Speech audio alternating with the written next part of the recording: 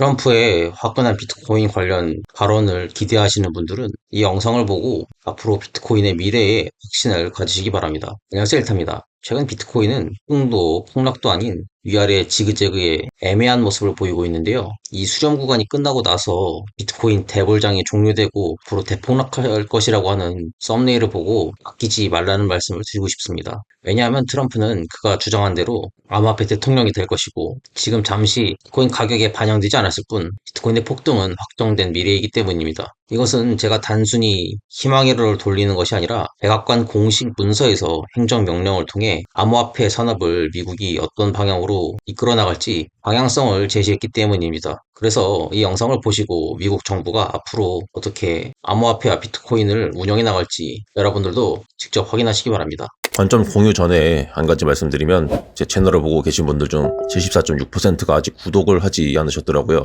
혹시 아직 구독을 안 하신 분들이 계신다면 지금 한번 눌러주시면 감사하겠습니다. 먼저 앞서 보신 백악관 공식 문서에서는 암호화폐를 디지털 자산으로 언급하고 있습니다. 즉 이것은 미국 정부에서 공식적으로 암호화폐를 부동산이나 주식과 같은 자산으로 인정을 한 것입니다. 이것은 아직도 가상자산이라고 하는 시대에 뒤떨어진 단어를 사용하고 있는 한국과는 아주 대비된 것으로 볼 수가 있죠. 그리고 블록체인을 합법화하며 스테이블 코인 산업을 성장시키려고 하고 있는데요. 저는 이 부분에서 스테이블 코인을 미국이 주도권을 잡겠다고 하는 부분에서 미국이 기축통화국으로서의 지위를 계속적으로 누리고 싶어 한다라고 하는 의도를 캐치했습니다. 왜냐하면 미국은 세계대전 이후로 최강국이 된 이후에 달러가 계속해서 기축통화로 사용되고 있었죠. 국가의 힘은 그 국가가 가진 돈의 힘과 일치한다고 볼 수가 있습니다. 예를 들면 과거 독일이 패망했을 때는 독일의 하이퍼 인플레이션이 일어나서 독일의 화폐 가치가 휴지 조각이 되었고 짐바브웨 같은 후진국은 1조 짐바브웨 달러가 넘게 있어야 겨우 달걀 3개를 살 수 있을 정도로 화폐 가치가 폭락했습니다. 그런데 기축통화라고 할 수 있는 달러마저도 그 구매력이 계속해서 낮아져 가고 있습니다. 이것은 달러가 기축통화가 된 이후에 지속적으로 양적 완화가 일어나서 달러 유통량이 많아졌고 이는 달러 가치가 지속적으로 낮아져 달러의 수명이 줄어들고 있는 것으로 볼 수가 있겠죠. 그동안 미국이 달러를 계속해서 발행해야 했던 이유는 시놉리지 때문입니다. 돈을 찍어낼 때마다 정부는 이익을 얻게 돼 있거든요. 즉 미국은 기축통화국으로서 돈을 다른 나라에서 빌릴 필요 없이 본인들이 찍어서 사용을 하면 됩니다.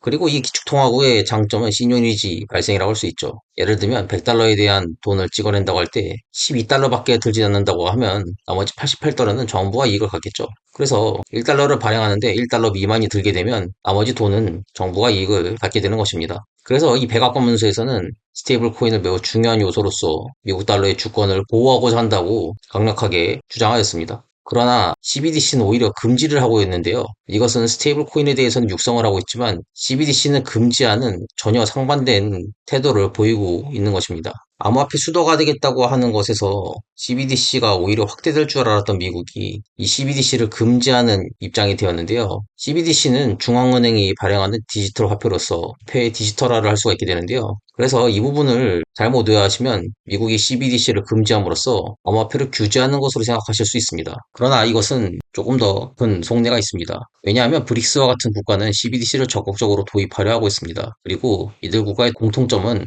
탈달러화를 한다고 하는 것이죠. 즉 달러의 의존성을 낮추고 자국 화폐를 세계적으로 육성시키려 하고 있습니다. 그리고 가장 CBDC를 적극적으로 추진하려고 하는 나라는 중국이죠. 위안화를 CBDC화하여 국제 통화를 만들려고 하는 것이 중국의 목적입니다. 그러나 미국이 이를 가만두고 있지만은 않겠죠. 미국은 중국의 위안화 결제 확대를 억제하려고 했습니다. 왜냐하면 이것은 달러의 국제 경쟁력이 줄어든다는 것을 의미하기 때문이죠. 트럼프는 45대 대통령 당시 이란의 석유 수출을 중국의 위안화로 결제하려다 이를 추진했던 이란의 군 장성을 흡사시킨 적이 있습니다. 이것은 트럼프가 미국의 달러 패권을 확고히 하고자 하는 것이고 다른 나라의 화폐가 전 세계적으로 영향력을 갖는 것에 대해서는 막는다는 것을 볼 수가 있습니다. 그렇기 때문에 달러의 힘을 잃어버리게 할 수 있는 CBDC는 금지하지만 계속적으로 시놉리지를 창출할 수 있는 스테이블 코인은 육성하려고 한다는 것이 미국의 전략이라고 볼 수가 있는 것입니다.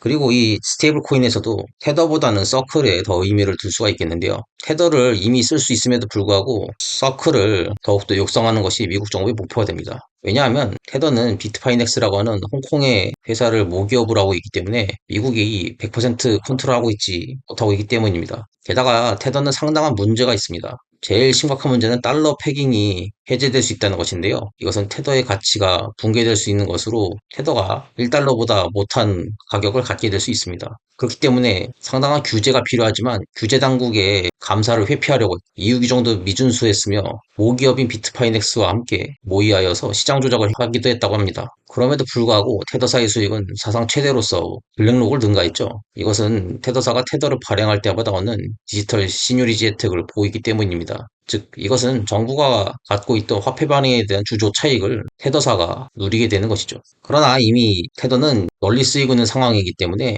문제가 많음에도 불구하고 개인 투자 용도로만 제한하게 되었고 기업 투자 같은 경우에는 미국 정부의 채권을 담보로 하고 있고 정기적 회계 감사를 받고 있으며 미국 법률을 준수하고 있어 디파이를 실시하려고 하는 기업에 매우 적합한 용도가 됩니다. 그래서 테더는 문제가 많으니까 개인들이 쓰고 미국이 활성화시킨 서클을 미국의 기업들이 사용하게 되는 것이죠. 하나 짚고 넘어갈 점은 이 서클도 민간 기관이 운영하고 있다는 것입니다. 미국 정부가 지원한다고 했는데 미국 정부가 직접 만든 화폐가 아닌 민간 기관이 이 화폐를 운영하는 데는 또 다른 이유가 있습니다. 서클과 같은 디지털 화폐를 정부에서 발행한 것이 아니고 민간이 발행한 것을 써도 되냐 이렇게 생각하실 수가 있는데요.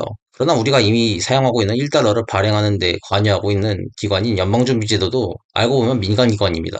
여기에는 정부의 입김이 작용을 하고 있지만 그 주체는 절대로 정부가 아닌 것입니다. 이것은 정부기관인 한국은행에서 찍어내는 돈을 사용하고 있는 우리나라로서는 받아들이기 익숙하지 않은 내용입니다만 해외에서는 이미 민간은행에서 발행하는 돈을 사용하는 사례가 굉장히 흔합니다.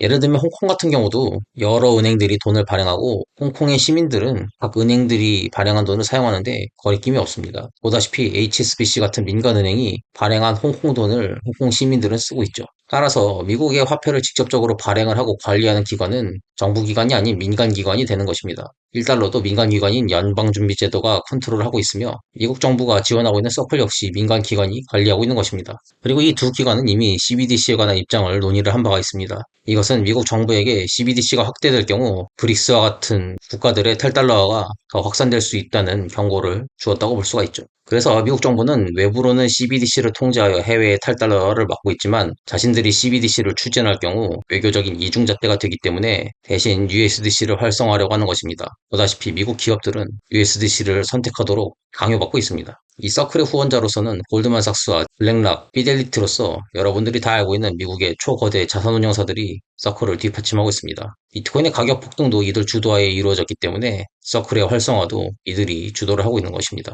그래서 문서만 놓고 보면 이 문서에서는 의도적으로 비트코인에 대한 언급을 뺐다고 생각이 됩니다. 왜냐하면 다른 나라들이 비트코인에 대해 눈치를 채고 서로 앞다투어 비트코인 매입 경쟁이 시작할 경우 이는 상당한 시장 혼란을 초래할 수가 있을 것으로 생각되기 때문입니다. 그래서 백악관 공식 문서에서 비트코인에 대해 언급이 없이 우회적으로 서클을 통해 비트코인을 확대시키려고 하는 것으로 생각이 듭니다. 즉 이를 도식화하면 이와 같습니다.